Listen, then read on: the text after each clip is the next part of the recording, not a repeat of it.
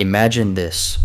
You are moving through a corridor in total darkness, breathing through a heavy mask, the beam of your flashlight the only thing carving a path through the smoke. Then the floor is simply gone. You drop through an open hatch and you land hard, and something in your leg snaps. You cannot see the floor beneath you. You only know that it is hot, unbearably hot. Hot enough that the soles of your boots begin to melt against the metal under you. And you do not yet know the worst part. You have fallen onto the most radioactive spot in the entire ruined building. This man was real. It happened on the 23rd of May, 1986, almost a month after Chernobyl's Reactor 4 exploded. And here is the strange thing. We can tell you almost to the minute how he fell. We can tell you what was beneath him and how lethal it was. What we cannot tell you with any certainty is whether he lived or died. The answer should be simple. It is one of the most genuinely unanswerable questions in the whole disaster, and the reason why is its own story. To understand how a firefighter ended up falling into the belly of the reactor a full month after the explosion, you have to understand that Chernobyl did not stop being dangerous in April. The ruin was still alive, and in the early hours of the 23rd of May, deep inside the shattered husk of Reactor 4, a fire broke out again. It started in the cable tunnels. Thousands of cables had been torn open by the explosion, and water from the firefighting weeks earlier had pooled around them. When power was cautiously restored to parts of the building so scientists could see what they were doing, those soaked, severed cables began to short, and one of them ignited in the southern hall of the great circulation pumps, in a building still packed with nuclear fuel. The alarm that went out was so frightening that the officers in charge made a deliberate choice. They told the responding crews that the fire was in Reactor 3, not 4. They lied to their own men to keep them from panicking. The man placed in charge of fighting it was Vladimir Maximchuk. Remember him because he is the closest thing this story has to a clear hero. Maximchuk understood exactly what his men were walking into, and he refused to send them in the way the night seemed to demand. Instead of throwing crews at the blaze, he broke them into tiny groups of 5, sent each one in for only minutes, ordered them out the instant their task was done, and replaced them with the next 5. He did the maths of survival in his head and rationed his men's lives by the minute, and he stayed in the danger zone longer than any of them, leaving only to call up the next group.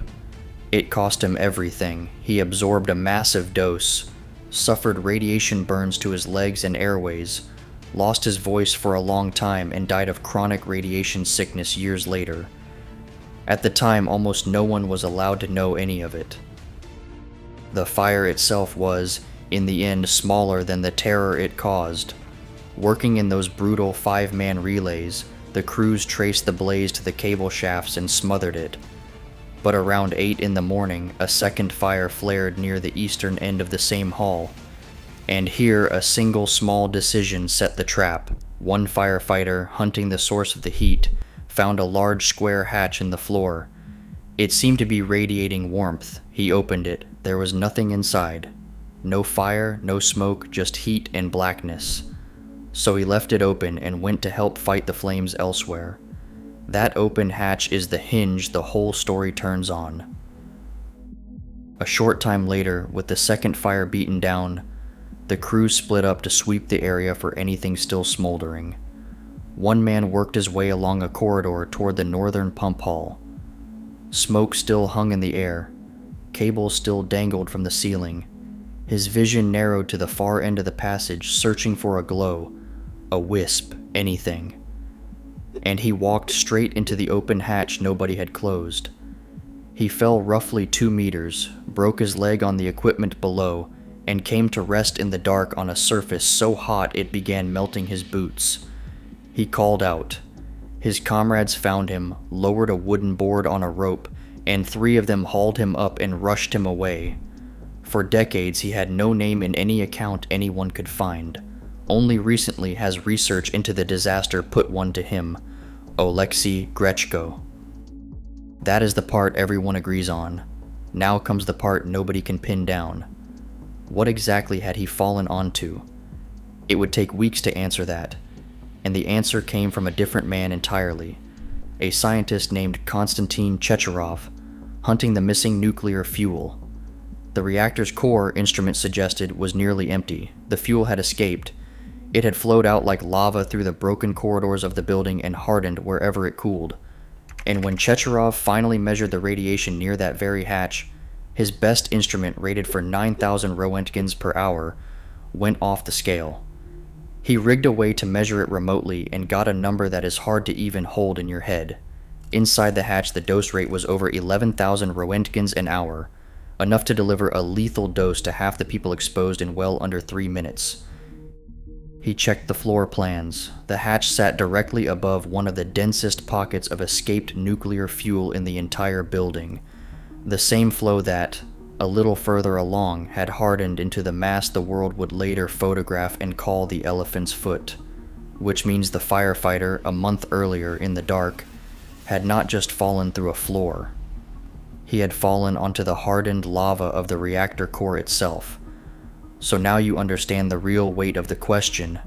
He landed with a broken leg, unable to climb out on his own, on a surface throwing off more than 11,000 Roentgens an hour. It took minutes to find him, minutes more to rig the board and the rope, minutes more to pull him free. By the cold arithmetic of that hatch, the dose he absorbed in those minutes should have been a death sentence. Even one of the dosimetrists who merely walked near the open hatch for a few seconds, weeks later, got a beta burn on his leg from it. This man lay against it. And this is where the story splits in two and stays split. By one account, the firefighter died. The scientist Checharov, in a memoir, states plainly that the man later succumbed to radiation sickness.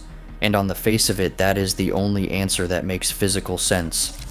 Nobody lies on the core of Chernobyl for minutes and walks away. But there is a problem, and it is a strange one. There is no record of him. People who have combed the hospital archives find no firefighter admitted in late May with that kind of catastrophic dose, let alone one who died of it.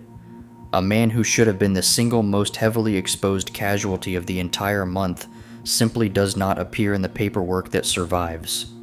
And that absence has produced a second account, quieter and harder to verify, that says the opposite. That he survived. That he survived. That his dose somehow was lower than the hatch suggests. That Oleksiy Grechko lived, and that years later he even returned to the place where he fell. 2 stories. He died horribly within weeks. He lived and grew old.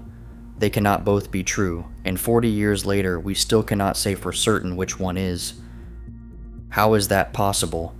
How can a man fall onto the most radioactive object in the most documented disaster of the century and leave no trace anyone can agree on? The answer is the same force that runs underneath everything at Chernobyl. The fire he died or survived was, by direct order from the very top, a state secret. The whole event of the 23rd of May was buried.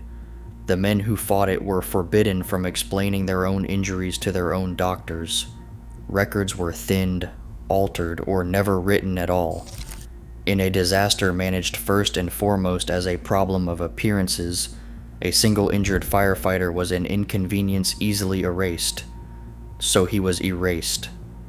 So thoroughly that the most basic fact a human life can have, whether it ended or continued, was taken out with everything else. That is the honest answer to the question this video asked. Did the firefighter who fell into Reactor 4 survive? The physics says no. The missing paperwork whispers maybe, and the system that should have recorded the truth made sure that we would have to choose between a calculation and a rumor, with nothing solid in between. What we are left with is not a fate, but a shape. A man, name uncertain, who in the dark and the smoke walked one step too far and fell against the hottest scar the reactor ever left. who was hauled up on a board and a rope by men whose own names we mostly do not have either, and carried off into an ambulance and then into a silence so complete that it swallowed even the difference between living and dying. Not great, not terrible, just gone, on purpose. If you want the parts of Chernobyl the official record tried to erase, stay with us.